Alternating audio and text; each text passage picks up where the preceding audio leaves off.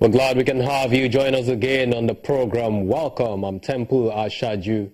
It was one of those weeks packed with meetings between regulators and operators in the financial markets. And the first to hold in the week was the Monetary Policy Committee meeting of the CBN, which held all rates constant while reinstating the needs for the CBN to implement currency market reforms in order to regain winning credibility. But next was the final meeting of the Capital Markets Committee, and the biggest update to hit the floor from that gathering is the impact of the e-dividend scheme, which has facilitated a total of 29.274 billion naira payments to investors since November 2015.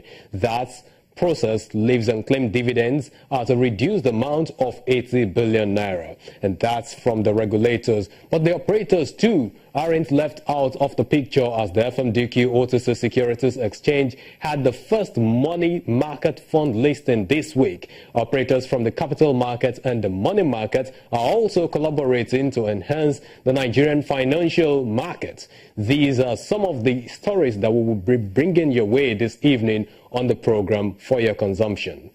Now let's get started.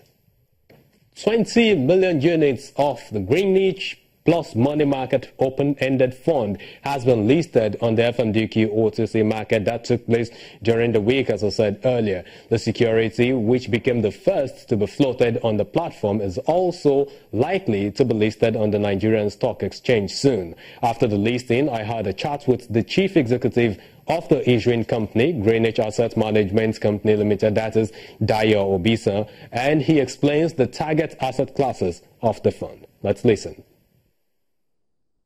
A couple of considerations.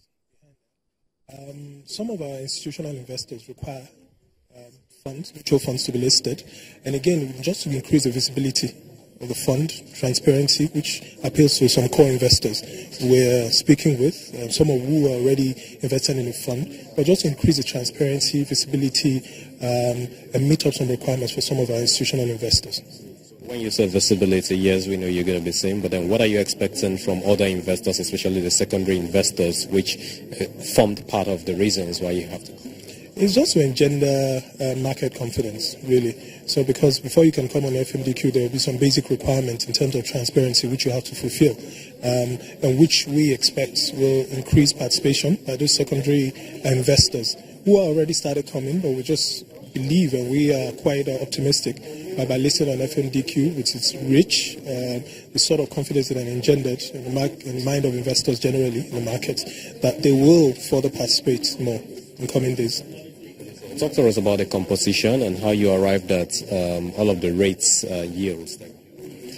Now, it's a money market fund, so typically we just invest in treasury bills and money market instruments.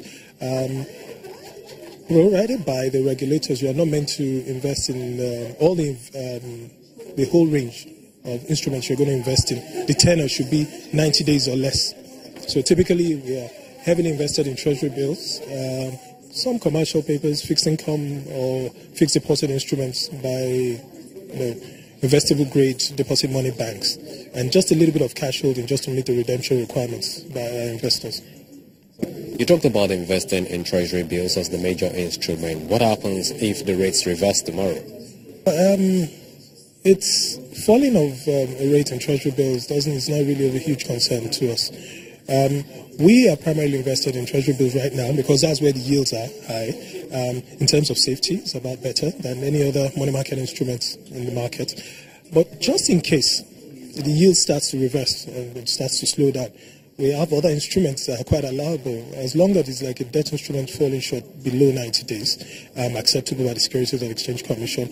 You have bank deposits contesting for that as well. So we could always switch from one leg to the other, as long as we bring our investors the best possible value in the market and we meet their liquidity need and keep up our promises of providing periodic or quarterly, in this case, distributions to them. So you have chosen to list today on the FMDQ OTC platform. There are other money market funds listed in the Nigerian Stock Exchange. Are you considering listing on the platform as well? Yes, it's a keen consideration on our mind. Like I said, what we are promoting is the visibility of the fund, increasing transparency. So definitely, yes, we are considering listing on the Nigerian Stock Exchange as well. The GDP figure for the third quarter has just been released, and the figure we have says negative of 2.24%. What are your thoughts on this rate? In terms of GDP, when we started out the fund, because one of the positive things you have to look out for as a fund manager and as an investor, which I will encourage all our investors to be on the lookout for, to go into instruments that will give you positive real rate of return. That it starts, so when you're looking at, because one thing is, any investment you're making, you have to mark it down for inflation. Inflation now, double digits, struggling about 18.33%. What instruments would you go into? So if you're going to any instruments that's going to mark you lower than that, that means you're going to negative territory.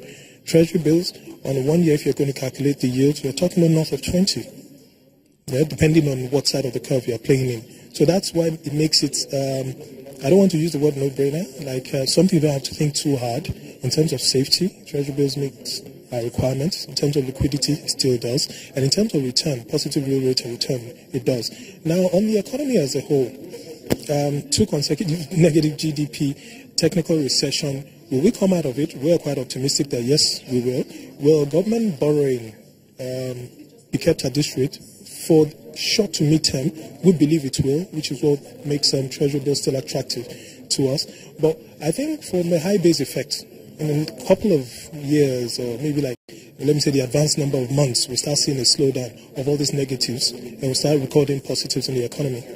Yeah, with the diversification and all of the postures by the federal government, policy-wise, fiscal and monetary, a lot of things are working, mechanics at the moment. There's currency, there's the issue of oil, the pricing is one, the output is the other. Even if you have to control the Niger Delta issue, then there's another issue of pricing internationally. What quota do you have from OPEC? So there are a lot of things that are at work. But as a Nigerian and an operator in the market, we are quite optimistic that definitely into next year, towards the third or fourth quarter of next year, things will start looking better and we'll start seeing visible results. That's Dayo Obisa, the Chief Executive at Greenwich Asset Management Company Limited. But still on the